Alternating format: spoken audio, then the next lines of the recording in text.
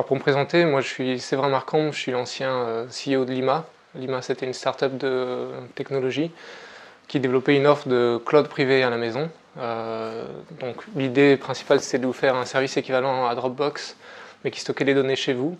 Et dans cette composante chez vous, on vendait un petit boîtier en ligne via une plateforme e-commerce, ce qui nous a permis de pas mal faire grandir notre site à travers les années. Je suis le mentor à la formation Vasco de Gama sur l'e-commerce.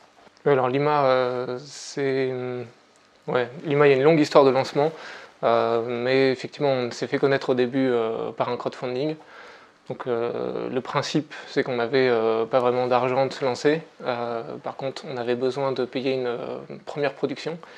Donc ce qu'on a fait, c'est qu'on a publié sur une plateforme qui s'appelle Kickstarter notre projet et on l'a présenté aux gens. On a demandé aux gens s'ils étaient intéressés de pouvoir précommander le produit sur cette plateforme pour pouvoir l'acheter.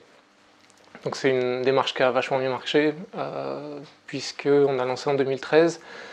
On pensait vraiment récolter tout ce qu'il fallait pour pouvoir faire une production.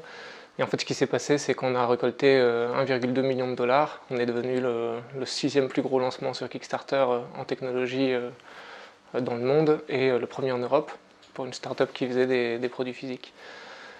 Donc ce crowdfunding, c'est comme ça qu'on a commencé notre démarche e-commerce et c'est ça qui nous a permis après de se mettre sur les rails pour vendre plus de produits. Alors après le crowdfunding, on a fait plein de choses qu'on devait faire pour la startup, notamment créer une équipe, s'assurer que le produit était développé, etc. Mais ce qui vient juste après, c'est une fois qu'on a réussi à acquérir des premiers clients, c'est d'essayer de prouver qu'on sait acquérir d'autres clients sur le long terme de manière continue. Parce qu'une chose, en fait, c'est de lancer. La deuxième chose, c'est de pouvoir dire je vais être capable tous les ans de lancer un nouveau produit et tous les ans d'avoir des nouveaux clients. Pour vendre à ces clients, on a commencé par construire une plateforme e-commerce sur notre propre site. On a vendu avec une plateforme aux États-Unis et une plateforme en France, sur la zone États-Unis et Europe. Et au-delà de ça, on vendait aussi en distribution physique chez Fnac, Boulanger et les retailers américains ou canadiens. Ce que j'ai appris de Lima sur la partie e-commerce, c'est tout un tas de choses parce qu'on démarrait avec très peu de connaissances. On avait forcément déjà un pool de clients, déjà un groupe de clients qui étaient intéressés par Lima, mais on n'avait pas grand-chose de plus. Donc il a fallu tout apprendre de comment est-ce qu'on crée un site, comment on attire du trafic dessus, comment est-ce qu'on convertit. Et on a itéré pendant 2 voire 3 ans pour savoir comment vendre nos produits. Au début, on s'est retrouvé avec un site qui vendait très peu.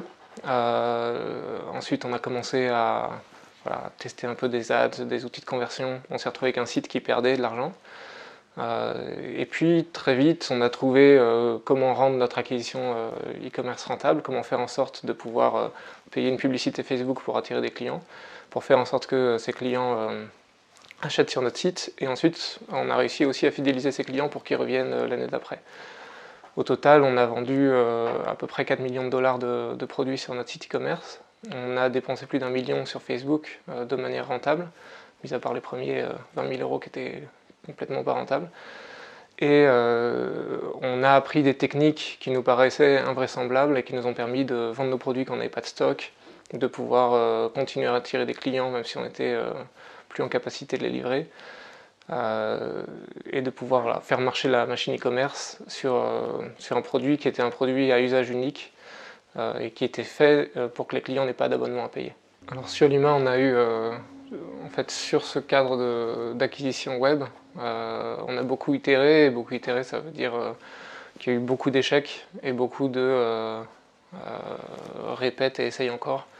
Donc notamment au début pour lancer la machine e-commerce, on a dû vraiment prendre sur nous, essayer plusieurs techniques et essayer aussi de penser un peu en dehors de notre zone de confort pour arriver à attirer des clients là où on pensait qu'ils n'y étaient pas. Alors pour se lancer en e-commerce, on avait quelques petites bases qu'on avait appris en école de commerce pour savoir comment faire des ventes, comment faire du marketing. On avait les mots-clés aussi.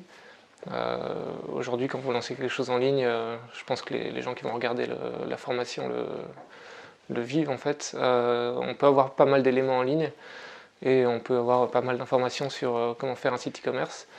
Par contre, la démarche d'apprentissage, c'était vraiment de savoir comment je prends tous ces éléments que je trouve en ligne et comment je fais en sorte que ça marche pour mon site. Nous, dans notre cas, c'était pour Lima. comment je trouve le bon alignement de hacks, de compétences et un peu de techniques, d'approches qui permettent en fait de vendre en ligne. Donc il y a eu un apprentissage un peu académique d'un côté, mais le vrai apprentissage c'était l'apprentissage par la pratique, de faire des pubs, de se planter, de faire une page une fois, deux fois, de voir que ça convertissait pas, de la refaire, et surtout d'aller tester auprès de nos clients pour savoir qu'est-ce qui marchait, qu'est-ce qui marchait pas. Je pense que c'est là où on a le plus appris. Alors la chose que je recommande pour quelqu'un qui vraiment commence en e-commerce, c'est de se concentrer un peu sur la base et avant de se pencher sur les techniques, de vraiment aller voir son client et de voir qu'est-ce qui motive ses clients à acheter. C'est ça qui va en fait définir un peu sa ligne d'attaque.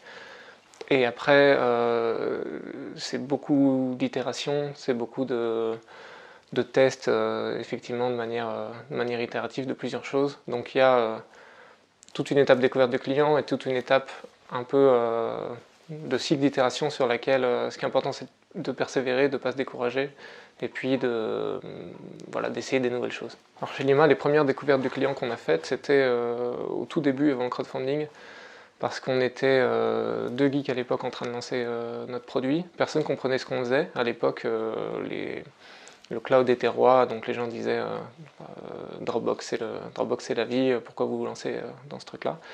Donc personne ne comprenait un peu le projet qu'on faisait. Et ce qu'on a fait, c'est qu'on a commencé à aller les jeudis dans des bars, on a fait des soirées entrepreneuriat, on a commencé à boire des bières avec des inconnus et se partager un peu les pitchs pour savoir déjà comment les personnes comprenaient notre produit et quand on utilisait telle ou telle version de notre dialogue. C'est une approche qui paraît un peu bête et méchante, mais ça nous a permis déjà de mieux appréhender ce que les gens comprenaient, ce que les gens ne comprenaient pas, et de construire un peu un chemin d'attaque.